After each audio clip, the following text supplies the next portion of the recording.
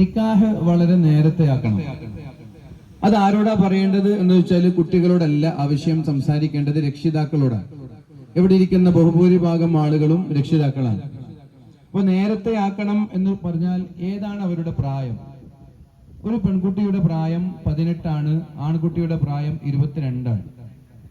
സ്വാഭാവികമായി 18 വയസ്സിന് ഒരു പെൺകുട്ടിയുടെ നിക്കാഹ് ചെയ്ത് കൊടുക്കണം എന്ന് പറയുമ്പോൾ പല രക്ഷിതാക്കളും ചിന്തിക്കുന്നത് പിന്നെ അവരെ പഠിപ്പിക്കണ്ടേ എന്നുള്ളതാണ്. ഒരു ഡിഗ്രി ചെയ്യുന്ന പ്രായമാണ് 18 എന്ന് പറയുന്നത്. പെൺകുട്ടികൾക്ക് ആശങ്ക ഉണ്ടാവും, 18 വയസ്സാകുമ്പോൾ നിക്കാഹ് തൊട്ടാൽ നമുക്ക് പഠിക്കണ്ടേ. അവിടെയാണ് ഞാൻ അടിവരയിട്ട് കൊണ്ട് പറയുന്നത്, നിക്കാഹ് കാരണത്താൽ ഒരു കുട്ടിയുടെ പഠനവും മുടങ്ങാൻ പാടില്ല.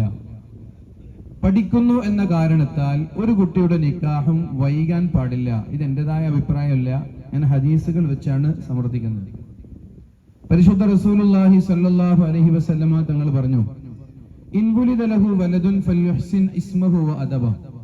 നിങ്ങൾക്ക് കുട്ടി ഉണ്ടായാൽ ആ കുട്ടിക്ക് നല്ല പേരിടണം, അദബ് പഠിപ്പിച്ചു കൊടുക്കണം. ഫഇൻ ബലഗ ഫല്യുസവ്വിജുഹു. പ്രായപൂർത്തി എത്തിയാൽ ഉടനെ നിങ്ങൾ നിക്കാഹ് ചെയ്തു കൊടുക്കണം. ഇത് ഇസ്ലാമിന്റെ കൽപ്പനയാണ്, ഹബീബായ നബി തങ്ങളുടെ കൽപ്പനയാണ്. എന്താ പ്രായപൂർത്തി എന്ന് പറഞ്ഞാൽ? നമ്മുടെ ഇന്ത്യ രാജ്യത്ത് ഒരു പെൺകുട്ടിയുടെ പ്രായപൂർത്തി എന്ന് പറയുന്നത് 18 വയസ്സാണ്. അഥവാ കല്യാണം കഴിക്കാനുള്ള പ്രായം 18 വയസ്സാണ്. അലോഡായിട്ടുള്ള പ്രായം 18 വയസ്സാണ്.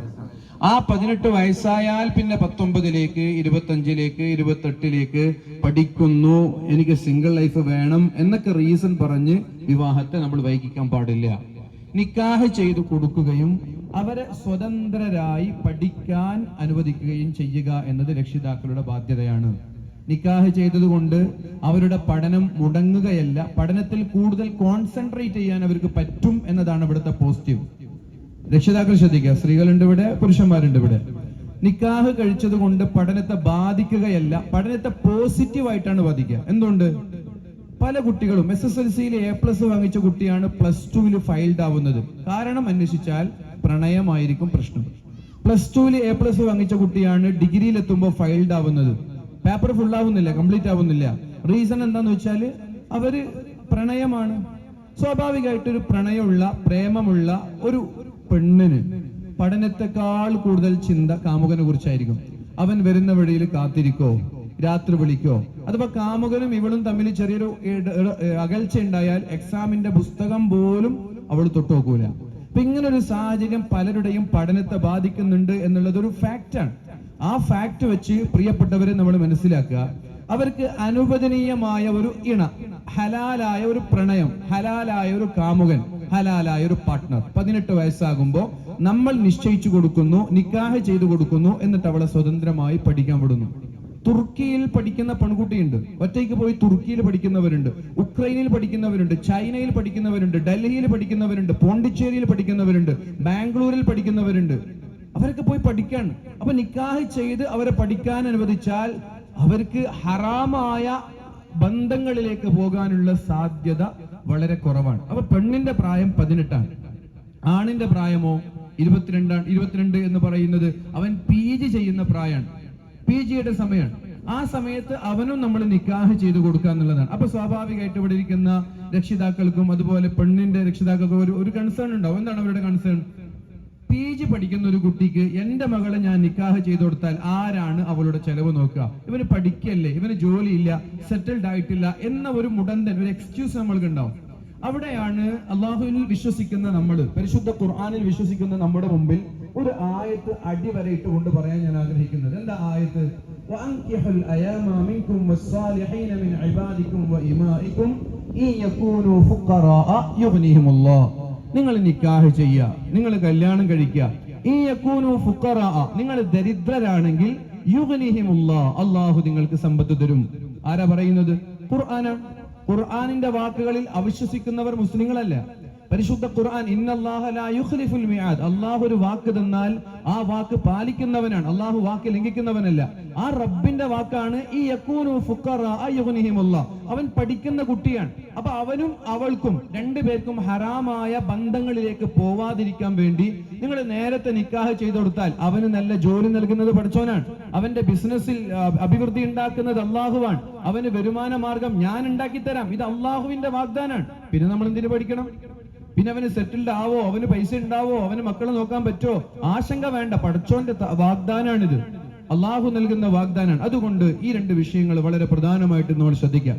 നോക്കൂ, നിങ്ങൾ ഒരു പെൺകുട്ടിയുടെ രക്ഷിതാവിനോട് നബി തങ്ങൾ പറയുന്ന ഒരു ഹദീസ് ഉണ്ട്, ഇദാ അതാകും മൻ തർലൗന ദീനഹു വഖുലുഖഹു. നിങ്ങൾക്കൊരു 18 വയസ്സായ ഒരു മകളുണ്ട്, ആ മകളെ അന്വേഷിച്ച് ഒരു ചെറുപ്പക്കാരൻ വരാൻ, അല്ലെങ്കിൽ ചെറുപ്പക്കാരന്റെ വീട്ടുകാരൻ വരാൻ. എന്തിന്? കല്യാണം കഴിക്കാൻ വേണ്ടിയിട്ട്. അപ്പൊ നിങ്ങൾ അന്വേഷിക്കേണ്ടത് മൻ തർലൗന ദീന, ആ ചെറുപ്പക്കാരന് ദീനുണ്ടോ? ഉണ്ട്. ഖുലുഖഹു, ആ ചെറുപ്പക്കാരന് സ്വഭാവം എങ്ങനെയാണ്? നല്ല സ്വഭാവമാണ്. ഫസവ്വിജു, നിങ്ങൾ ഉടനെ നിങ്ങളുടെ മകളെ ആ ചെറുപ്പക്കാരന് കല്യാണം കഴിപ്പിച്ചു കൊടുക്കണം. അപ്പൊ എന്ത് നോക്കണ്ടെന്നാ പറഞ്ഞത്? ചെറുപ്പക്കാരന്റെ വീടിന്റെ വലിപ്പം നോക്കണ്ട, ചെറുപ്പക്കാരൻ സെറ്റിൽഡ് ആണോ എന്ന് നോക്കണ്ട, ചെറുപ്പക്കാരന്റെ ദീനും ചെറുപ്പക്കാരന്റെ സ്വഭാവവും പരിഗണിച്ചുകൊണ്ട് നിങ്ങൾ നിക്കാഹ് ചെയ്തു കൊടുക്കണം. നിങ്ങൾ നിക്കാഹ് ചെയ്തു കൊടുക്കാതെ 18 വയസ്സായ ഒരു പെണ്ണിനെ 19 ഞാൻ ഇപ്പൊ കല്യാണം കഴിപ്പിക്കുന്നില്ല, 20 ഇപ്പൊ കല്യാണം കഴിപ്പിക്കുന്നില്ല, 22 ഇപ്പൊ കല്യാണം കഴിപ്പിക്കുന്നില്ല എന്ന എക്സ്ക്യൂസ് പറഞ്ഞ്, ഓരോ എക്സ്ക്യൂസ് പറഞ്ഞ് പിന്തിപ്പിച്ചാൽ വ്യാപകമായ ഫിത്നയും വ്യാപകമായ ഫസാദും നമ്മുടെ നാട്ടിൽ പ്രചരിക്കുമെന്നും വ്യാപകമാകുമെന്നും പരിശുദ്ധ റസൂലുള്ളാഹി സ്വല്ലല്ലാഹു അലൈഹി വസല്ലം. ഇത് ഹദീസാണ്, സ്വഹീഹായ ഹദീസാണ്. ഇതിലും അവിശ്വസിക്കുന്നവർ മുസ്ലിമല്ല. ഹബീബായ നബി തങ്ങളുടെ ഹദീസിനെ തിരസ്കരിക്കുന്നവർ, അവിശ്വസിക്കുന്നവർ മുസ്ലിങ്ങളാവില്ല. നബി തങ്ങളുടെ വാക്കാണ്. നമ്മൾ പ്രായമായ 18 വയസ്സായ ഒരു പെൺകുട്ടിയുടെ നിക്കാഹ് അവൾ പഠിക്കട്ടെ, എന്റെ വീടിന്റെ പണി കഴിയട്ടെ, കുറച്ച് കഴിയട്ടെ എന്നൊക്കെ പറഞ്ഞ് വിവാഹത്തെ നമ്മൾ വൈകിക്കുകയാണെങ്കിൽ നാട്ടിൽ ഫിത്ന ഉണ്ടാകും, നാട്ടിൽ പ്രശ്നങ്ങൾ ഉണ്ടാകും. ആ ഫിത്നയുടെയും ഫസാദിന്റെയും ഭാഗമായിട്ടാണ് ഇന്ന് ജീവിക്കുന്ന നല്ലൊരു ശതമാനം ചെറുപ്പക്കാർക്കും ചെറുപ്പക്കാരികൾക്കും കാമുകന്മാരുണ്ട്, കാമുകിമാരുണ്ട്, ബന്ധങ്ങളുണ്ട്, അവിഹിത ബന്ധങ്ങളുണ്ട്, എല്ലാം ഉള്ളത് ഈ ഒരു വിവാഹം വൈകുന്നു എന്ന കാരണത്താലാണ്. ചെറുപ്പക്കാരനെ നബി വിളിക്കുന്നുണ്ട്, യാ മാശറ ശബാബ്, ചെറുപ്പക്കാരെ. എന്താ ചെറുപ്പക്കാരൻ എന്ന് പറഞ്ഞാൽ? 15 വയസ്സായാൽ ഒരാൾ ചെറുപ്പക്കാരനാണ്.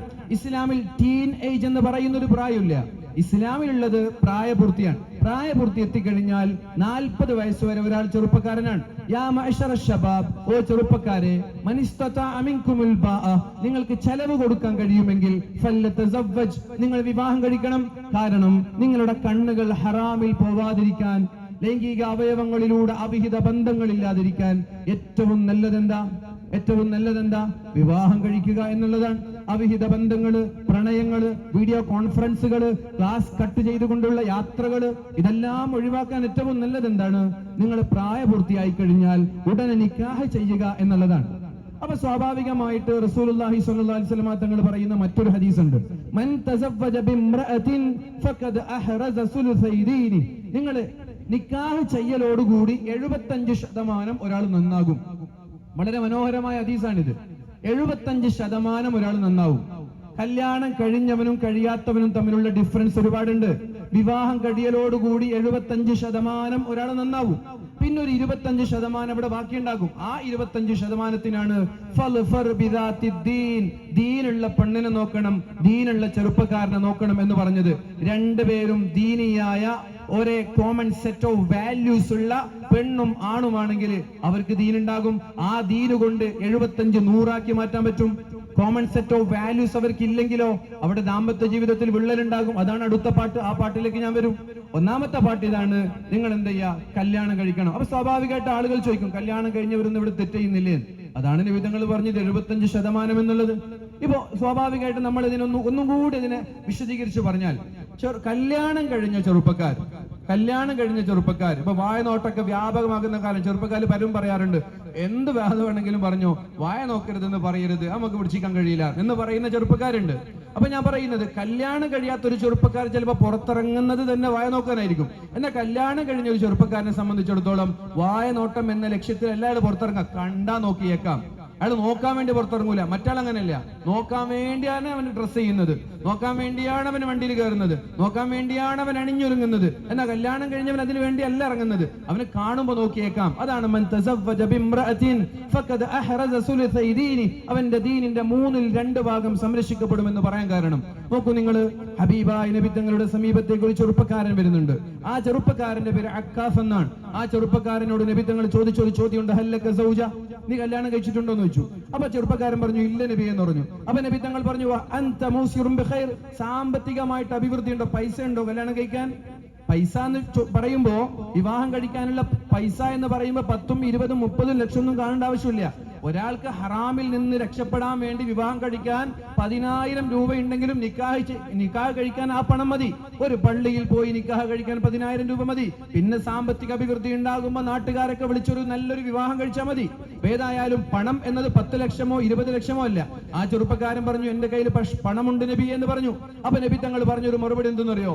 അൻത ഇദം മിൻ ഇഖ്വാനി ശൈത്താൻ, പ്രായമായി, കയ്യിൽ പണമുണ്ട്, വിവാഹം കഴിക്കാതെ സിംഗിൾ ലൈഫായി ജീവിക്കാനാണ് നീ ആഗ്രഹിക്കുന്നതെങ്കിൽ നീ പിശാച്ചാണ് എന്നാണ്. അൻത ഇദം മിൻ ഇഖ്വാനി ശൈത്താൻ, നീ പിശാച്ചാണ്. നോക്കൂ നിങ്ങൾ, ബാച്ചിലറായി ജീവിക്കുക എന്ന് പറയുന്നത് ക്രെഡിറ്റ് അല്ല.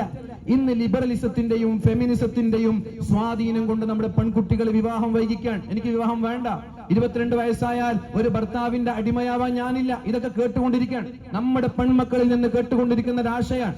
ഏതെങ്കിലും ഒരു ഭർത്താവിന്റെ അടിമയായി പാരതന്ത്രത്തിന്റെ ചങ്ങലക്കെട്ടുകൾക്കിടയിൽ ജീവിക്കാൻ ഞാൻ തയ്യാറല്ല. അതിന്റെ കൂടെ ലിവിങ് ടുഗദർ ഉണ്ടാവും, കാമുകൻ ഉണ്ടാകും, കാമുകന്റെ കൂടെ കറങ്ങുന്നുണ്ടാകും, യാത്ര ചെയ്യുന്നുണ്ടാകും, അവർ കോൾ ചെയ്യുന്നുണ്ടാകും. എന്നാൽ ഒരു ഭർത്താവിന്റെ കൂടെ ജീവിക്കാൻ ഞാൻ തയ്യാറല്ല എന്ന് പറഞ്ഞ് വിവാഹം മുടക്കുന്നവരാണ് ബഹുഭൂരിഭാഗം ആളുകളും. എവിടെന്നാണ് ഈ സ്വാധീനം, എവിടെന്നാണ് ഈ സിസ്റ്റം അവർക്ക് ലഭിച്ചത്? അത് ഫെമിനിസത്തിൽ നിന്ന് കിട്ടുന്ന ഒരു ഭാഗമാണ്, അത് ലിബറലിസം അവർക്ക് നൽകിയൊരു ആശയാണ്. അതുകൊണ്ട് പ്രിയപ്പെട്ടവരെ, നമ്മൾ പരിശുദ്ധ ദീനിന്റെ ആളുകളാണ്, നമ്മൾ മുസ്ലിമീങ്ങളാണ്. മുസ്ലിമീങ്ങൾ എന്ന് പറയുന്നത് അള്ളാഹുവിനെയും അവന്റെ റസൂലിനെയും വഴിപ്പെടേണ്ടവരാണ്. ആ നമ്മളോട് പറയുന്നത് നിങ്ങൾ നിക്കാഹ് ചെയ്യണം വേഗം. എന്നിട്ട് നബി തങ്ങൾ അക്കാഫ് എന്ന് പറയുന്ന ചെറുപ്പക്കാരനോട് പറഞ്ഞൊരു ഡയലോഗ് ഉണ്ട്. എന്താ പറഞ്ഞത്? വഅർദലു മൗതാകും ഉസ്സാബുകും, ഈമാൻ സലാമത്താവാതെ ആഖിബത്ത് മോശമായി മരിക്കുന്നവരിൽ ബഹുഭൂരിഭാഗവും ബാച്ചിലേഴ്സ് ആയിരിക്കുമെന്ന് ഷഫീഉനാ റസൂലുള്ളാഹി സ്വല്ലല്ലാഹു അലൈഹി വസല്ലം. ബാച്ചിലേഴ്സ് ആഖിബത്ത് മോശമായിട്ട് മരിച്ചേക്കാം. കാരണം എന്താ? കല്യാണം കഴിക്കാൻ പ്രായമായിട്ടും വിവാഹം വൈകിക്കുന്നു, ഒരു കാരണമില്ലാതെ വിവാഹം വൈകിക്കുന്നു. ഇത്തരം ആളുകൾ ആഖിബത്ത് മോശമായി മരിക്കാനുള്ള സാധ്യത വരെയുണ്ട് എന്ന് ഹബീബായ നബി തങ്ങൾ പറയാണ്. അപ്പൊ ഒന്നാമത്തെ വിഷയം, ഇവിടെ ഇരിക്കുന്ന രക്ഷിതാക്കളോട് ഒന്നുകൂടി ശ്രദ്ധയിൽ ഉണർത്തി ഞാൻ എന്റെ ആ ഒരു പാർട്ട് വൈൻഡപ്പ് ചെയ്യാണ്. എന്താണ് ഒന്നാമത്തെ വിഷയം?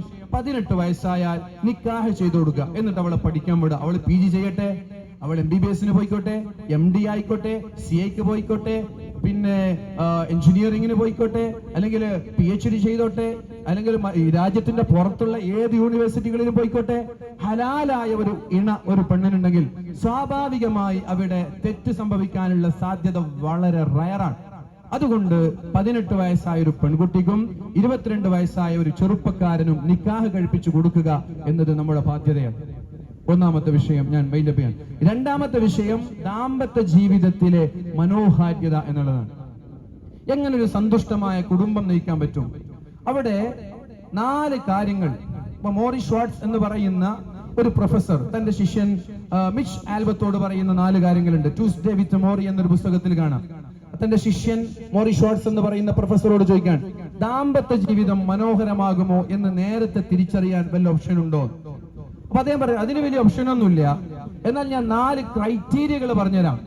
കല്യാണം കഴിക്കുന്നതിനു മുമ്പേ ദാമ്പത്യ ജീവിതം മനോഹരാകാനുള്ള 4 ക്രൈറ്റീരിയകൾ, 4 പോയിന്റ്സ് ഞാൻ പറഞ്ഞുതരാം. ഒന്നാമത്തേത് അദ്ദേഹം പറയുന്നത് എന്താണ്? You should respect the other person. നീ നിന്റെ പാർട്ട്ണറെ റെസ്പെക്ട് ചെയ്യണം. അതാണ് ഒന്നാമത്തെ വിഷയം.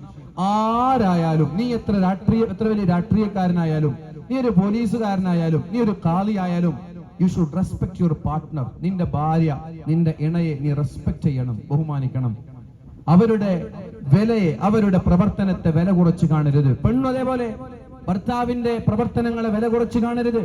അപ്പൊ രണ്ടുപേരും റെസ്പെക്ട് ചെയ്യുക. അതേപോലെ പ്രൈവസിയെ റെസ്പെക്ട് ചെയ്യണം. രണ്ടുപേരും ഭർത്താവിന്റെ പ്രൈവസിയെ ഭാര്യ റെസ്പെക്ട് ചെയ്യണം, ഭാര്യയുടെ പ്രൈവസിയെ ഭർത്താവും റെസ്പെക്ട് ചെയ്യണം. സ്വാഭാവികമായി ഇന്ന് ആണും പെണ്ണൊക്കെ ജോലിക്ക് പോകുന്ന സാഹചര്യങ്ങൾ ഉള്ളത് കൊണ്ട് തന്നെ പല സ്ഥലങ്ങളിലും പല ഡിവോഴ്സിന് കാരണമായി മാറുന്നത് ജോലി സ്ഥലത്ത് നിന്ന് ഭാര്യ ഭർത്താവിനെ വിളിക്കുന്ന ഏതെങ്കിലും ഒരു സ്റ്റാഫ്, ലേഡി സ്റ്റാഫ് വിളിക്കുമ്പോൾ അത് സഹിക്കാൻ ആർക്ക് പറ്റുന്നില്ല? ഭാര്യയ്ക്ക് പറ്റുന്നില്ല. ഭാര്യ ഏതെങ്കിലും ജെൻ സ്റ്റാഫ് വിളിക്കുമ്പോൾ, അത് മെയിൻ സ്റ്റാഫ് വിളിക്കുമ്പോൾ അത് ഉൾക്കൊള്ളാൻ ഭാര്യയ്ക്ക് പറ്റുന്നില്ല, അത് തിരിച്ച് ഭർത്താവിനും പറ്റുന്നില്ല.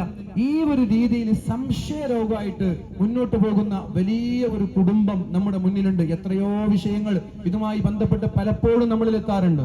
അഥവാ ഭാര്യയുടെ ഫോൺ ഭർത്താവ് പരിശോധിക്കുക, ഭർത്താവിന്റെ ഫോൺ ഭാര്യ പരിശോധിക്കുക, എന്നിട്ട് പഴയകാല മെസ്സേജുകളൊക്കെ നോക്കിയിട്ട് അതിന്റെ പേരിൽ ജീവിത അവസാനം വരെ ഭർത്താവിനെ ടോർച്ചർ ചെയ്യുക, ഭാര്യയെ ടോർച്ചർ ചെയ്യുക. പഴയകാല മെസ്സേജുകൾ, എന്താ പഴയകാല മെസ്സേജുകൾ, എത്രയോ വർഷം മുമ്പുള്ള മെസ്സേജുകളൊക്കെ അരിച്ചു പൊറുക്കി ഇതിന്റെ പേരിൽ കാലാകാലം ടോർച്ചർ ചെയ്തുകൊണ്ടിരിക്കുക. എന്താണ് അവിടെ സംഭവിക്കുന്നത്? പ്രിയപ്പെട്ടവരെ, ഒരു ഭർത്താവിനോ ഒരു പെണ്ണിനോ നമ്മൾ കാണാൻ പാടില്ലാത്തൊരു കാര്യം കണ്ടു കഴിഞ്ഞാൽ ഒന്നുകിൽ അവിടെ ഡിവോഴ്സ് ആവണം, രണ്ടുപേരും പിരിയണം. ഇല്ലെങ്കിലോ രണ്ടുപേരുടെയും ഹൃദയത്തിൽ എന്തെങ്കിലും ഒരു കറ, എന്തെങ്കിലും ഒരു കളങ്കം, എന്തെങ്കിലും ഒരു സംശയം ഭാര്യയെക്കുറിച്ച് ഭർത്താവിനുണ്ടായാൽ, ഡിവോഴ്സ് ആവാത്ത മുന്നോട്ട് പോകാനാണ് അവരുടെ തീരുമാനമെങ്കിൽ മരിക്കുന്നത് വരെ ഈ കറ അയാളുടെ മനസ്സിലുണ്ടാവും. പെണ്ണിന് ഭർത്താവിന്റെ എന്തെങ്കിലും ഒരു കറ കണ്ടാൽ, എന്തെങ്കിലും ഒരു സംശയം തോന്നിയാൽ, അവർ രണ്ടുപേരും ഒന്നിച്ചു പോവുകയാണെങ്കിൽ മരിക്കുന്നത് വരെ ഭർത്താവിനെ ഒരിക്കലും വിശ്വസിക്കാൻ ഒരു പെണ്ണിന് കഴിയില്ല. സംശയരോഗമായിട്ട് ഇങ്ങനെ ജീവിക്കും. അതവർക്ക് സ്ട്രെസ് ഉണ്ടാക്കും. ആ സ്ട്രെസ് ഡിപ്രഷനിലെത്തും. ആ ഡിപ്രഷൻ സൂയിസൈഡിലേക്ക് വരെത്തും. ചില സൂയിസൈഡ് അറ്റംപ്റ്റുകളൊക്കെ അതിന്റെ ഭാഗമായിട്ടാണ്. അപ്പൊ എന്താ ചെയ്യേണ്ടത്? പ്രൈവസിയെ നമ്മൾ റെസ്പെക്ട് ചെയ്യുക, പരസ്പരം ട്രസ്റ്റ് ഉണ്ടാക്കുക. എന്റെ ഭർത്താവ് അങ്ങനെ ചെയ്യൂല, എന്റെ ഭാര്യ ഇങ്ങനെ ചെയ്യൂല. ആ ഒരു വിശ്വാസം രണ്ടുപേരും കാത്തു സൂക്ഷിക്കുക എന്നുള്ളതാണ്. പരിശുദ്ധ ഖുർആൻ പറഞ്ഞില്ലേ, ലാ തജസ്സസു, നിങ്ങൾ ചാരപ്പണി എടുക്കരുത് എന്ന് പറഞ്ഞു ഖുർആൻ. ചാരപ്പണി എടുക്കരുത്. ലാ തത്തബിഉ ഔറാത്തിഹിം, ആരും മറ്റൊരാളുടെ രഹസ്യങ്ങൾ അന്വേഷിച്ചു പോകരുത്. അതിന് പറ്റിയൊരു ഉദാഹരണം കൂടി ഞാൻ ചേർക്കാം. രണ്ടുപേർ, മഹാനായ അബ്ദുറഹ്മാൻ ഇബ്നു ഔഫ് തങ്ങളും മഹാനായ ഉമർ ഇബ്നു ഖത്താബ് തങ്ങളും രാത്രി വഴിയിലൂടെ ഇങ്ങനെ സഞ്ചരിക്കുമ്പോൾ ഇതുപോലെയുള്ള ഒരു കൊച്ചു വീടിന്റെ കത്തളങ്ങളിൽ വെളിച്ചം ഇങ്ങനെ കത്തുന്നത് കണ്ടു.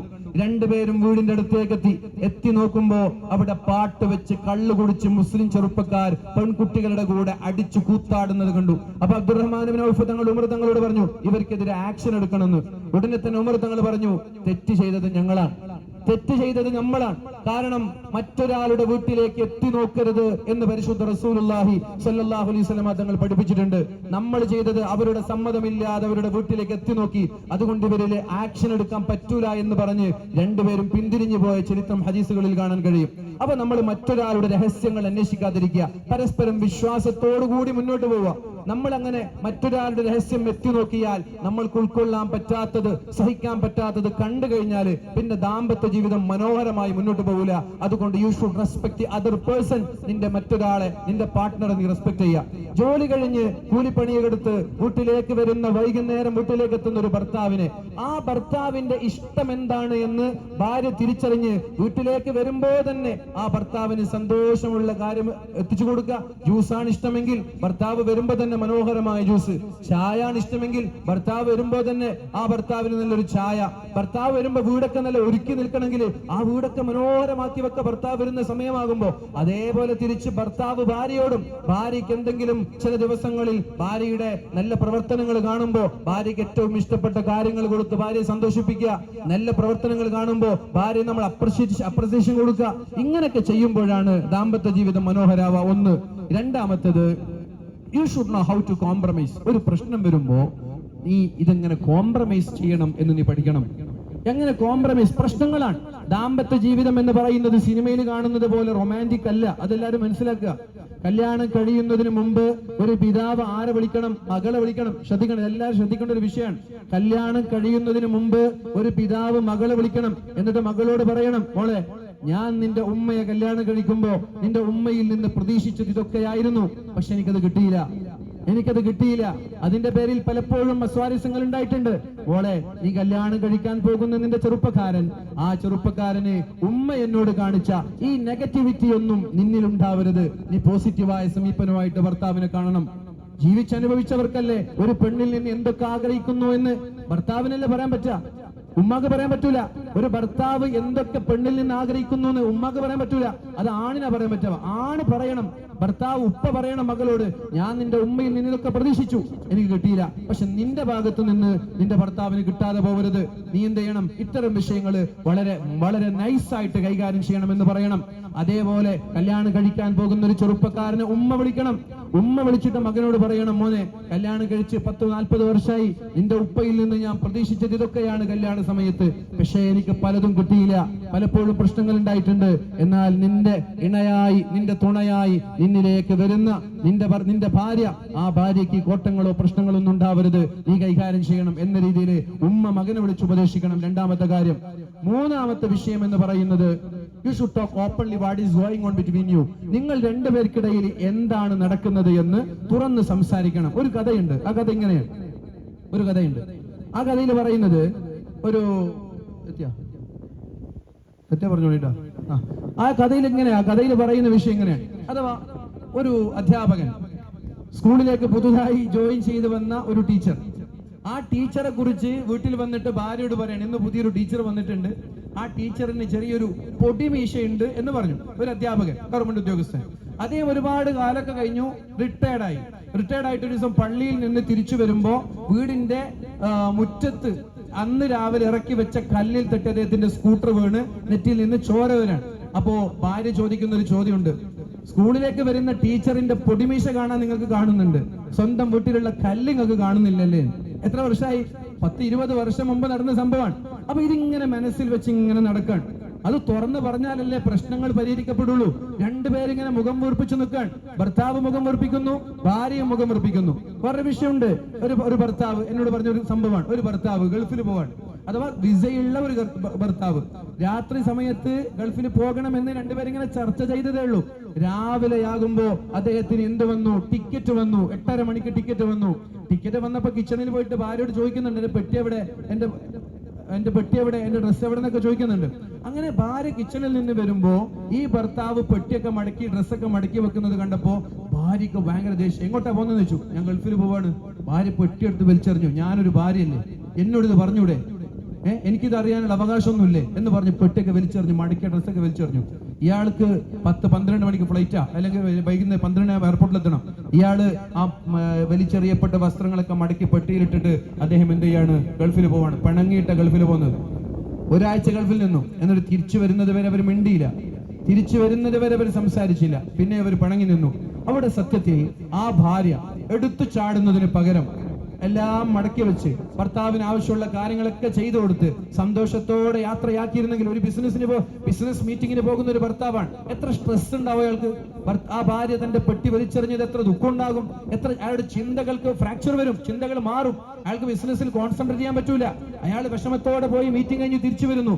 അതിന് പകരം അയാൾ സന്തോഷത്തോടെ തിരിച്ചയച്ചിട്ട് തിരിച്ചു വന്നതിന്റെ ശേഷം ഭാര്യ ഇങ്ങനെ പറഞ്ഞിരുന്നെങ്കിൽ, എപ്പോഴെങ്കിലും നല്ല സന്തോഷമുള്ള സാഹചര്യത്തിൽ, നിങ്ങളെന്ന് പറയാതെ പോയത് എനിക്ക് ഭയങ്കര വിഷമമായിട്ടുണ്ട് കേട്ടോ, ഒന്ന് ക്ഷമയോടെ കാത്തിരുന്നു, ഒരാഴ്ച കഴിഞ്ഞിട്ട് സ്വീകരിച്ചു, വീഡിയോ കോളാക്കി സംസാരിച്ച് എല്ലാം കഴിഞ്ഞു, എപ്പോഴെങ്കിലും ഒരു ഹാപ്പി മൂഡുള്ള സമയത്ത് നിങ്ങളെന്ന് എന്നോട് പറയാത്തിൽ എനിക്ക് ഭയങ്കര വിഷമായിട്ടുണ്ട്, ഇനിത് ആവർത്തിക്കരുത്.